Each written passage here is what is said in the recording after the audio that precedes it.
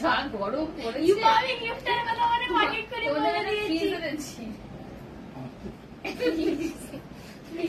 যা গরম পড়েছে তুমি তো ফ্রিজের মধ্যে ঢুকতে পারো।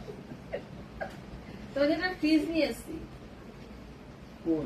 আচ্ছা দেখবে ফ্রিজ মামা ফ্রিজটা নিয়ে একটু ঠান্ডা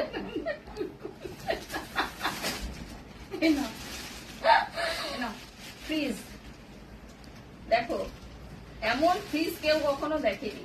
অনেক দামি ফ্রিজ। না দামি দামি না, যা গরম পড়েছে এছাড়া উপায় নেই। ফ্রিজ খোলো খোলো, কি আছে বাংলাদেশের আমরা এর নাম কি দেখো, কি অদ্ভুত নাম দেখ, বিদ্যুতের নাম কাদের 1 নম্বর চোটা লুঙ্গি, 6 হাত লুঙ্গি। দেখো 6 হাত লুঙ্গি।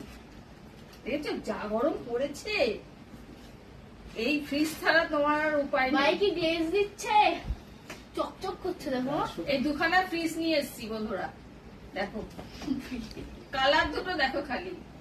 এই কালারটা ভালো দেখতে। হ্যাঁ এই কালারটা বেশি ভালো দেখতে। এটাও ভালো,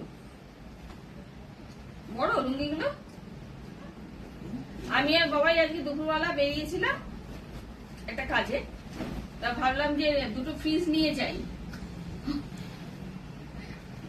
যা গরম পড়েছে মানে কি বলবো, আর নেতা পড়তে পড়তে এই যে নেতাগুলো পড়ছে, এই জন্য বলবো না দুটো নতুন ফ্রিজ নিয়ে যাই, পড়তে পারবে।